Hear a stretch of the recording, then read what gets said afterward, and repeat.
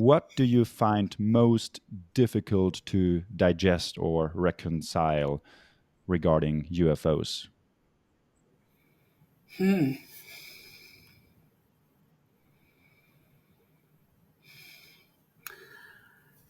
Wow, I think that what's most difficult to digest is the topic that no one wants to talk about. Um, and that is that there is very often, when people encounter these objects, they also report all sorts of paranormal like effects that happen during the encounter and afterwards. That's very common, thousands of reports. And so it's hard to believe that those reports are totally wrong, but it's hard to imagine what's actually going on. And I think that's probably one of the biggest mysteries about this. But it's so weird, and it's you're basically combining multiple stigmatized topics, and so no one wants to touch it or even address it. And I think that's why many of us who are studying UAPs are focused on what we call the nuts and bolts, which are, let's just try to figure out how these craft fly first, and then worry about everything else later. And I think that's the most difficult area. Yeah, uh, definitely can imagine that there are quite many theories out there, ranging from extraterrestrial, future human, interdimensional, holographic, projection theories. In your opinion, if you had to guess, what do you think best accounts for the UAP UFO sightings that we encounter? That's again difficult because I don't think we have enough information to make that decision. There is there is evidence suggesting that whoever they are, they're from here. They live here, very possibly in our oceans. There's a great deal of evidence for that. Um,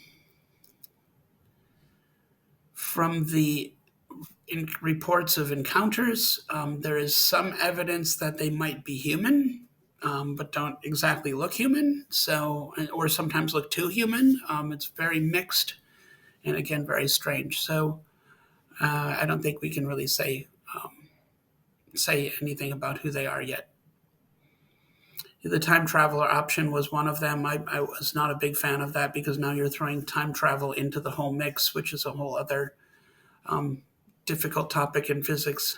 So I was not a big fan of the time travel option. But I noted that a lot of people, they're always time travelers from the future. Well, what if they're time travelers from the past? I, we've got so many options that we really don't. It's really too early to decide. What kind of evidence do you mean when you say they could be from here, meaning Earth, or they could be human? Any specific cases or studies that you could point to? A little bit. I can talk for the evidence that they're quite possibly from here. I'll go back to Carl Sagan. One of his arguments against UFOs being extraterrestrial was that he noted that it was hard for him to imagine that you'd have an interstellar craft arriving at Earth every other week. And he's absolutely right. I mean, that would be really hard to imagine. Um, but I think that the next logical thought is that you don't have an interstellar craft arriving here every other week. And the reason is because they're basically in the solar system already and very probably on the planet Earth because Earth is probably the best place for another organism to be in the solar system. So that would be one argument for the fact that they live here. The other is that um, their reaction time to events is too fast. The Russians used to perform military maneuvers, especially with naval ships, and they would do that to attract UFOs. And within 24 hours of their maneuvers, UFOs would show up. So the Russians used that to try to study UFOs. And we see that in the Fukushima nuclear power plant disaster, when the tsunami hit, it was the next day that you had UFOs seen in the area, and that's very common. So if they can get here in 24 hours, you can reason very probably that they are not coming from more than half of a light day away. So it takes light a half of a day to travel out to where they are. Then they can travel at the speed of light back, and they'll get to Earth 1 day later. So they're probably not further than that. It's probably closer, and the obvious places here on Earth. And also because of so many sightings of these things going into the oceans. These things clearly have a relationship to water, and it's very possibly that they are somehow living underwater or have a presence there at least. What do you think we would find if we would research the oceans more closely? Any I have speculations? no idea what we'd find. Yeah, I don't know. I'm interested in that. I would love to know what the situation actually is. I mean, there's a lot of possibilities. There could be simple research bases, or just bases of any kind, small facilities. You could actually have places where there were cities. I mean, you could have a city the size of New York City down somewhere in a deep Pacific, and we would never know it. So we have no idea. Do you have any guess to why they are attracted to nuclear facilities? That's a very good question, and I don't. And again, there's not a definitive answer. There is a lot of opinions and a lot of guesses. I would reason that we have some evidence that they probably live here. They clearly have an interest in Earth, whatever that interest is, we don't know. If they evolved here, they live here like we do. If they're future humans or past humans or past whatever that lived here, they all, again, still have an interest in Earth. If they're extraterrestrial and discovered Earth some time ago, they could very well consider Earth to be their planet. They found it. And so if you have, so the possibility is that we are sharing this planet with others who we know nothing about.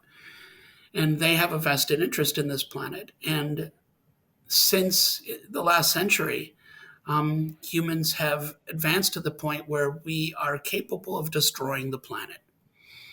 And we know this. We have worried about this ourselves, right? We could destroy the whole planet, and if they have an interest in this planet, then they would be wise to know what our capabilities are. And so that would mean that you would have to study our nuclear capabilities.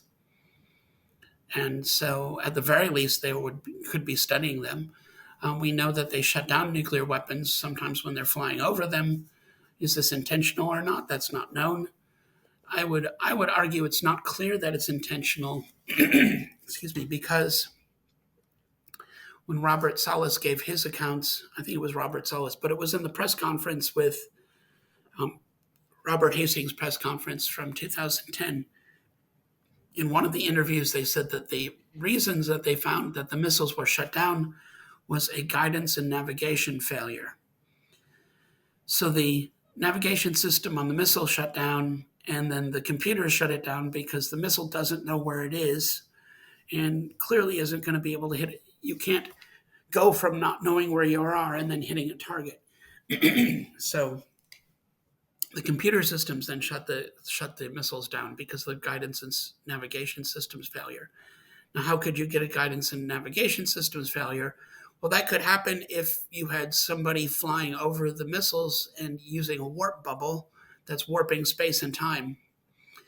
And if their crafts basically manipulate space and time, then you're necessarily manipulating space and time in some area, and you could very well be messing with space and time in the vicinity of the missile, and 100 feet of ground isn't going to make a difference with that. And the missile navigation system then realizes that it's failed because it has no idea what's going on, and the computer shuts down the missile. So I can come up with a hypothesis where it's an accident.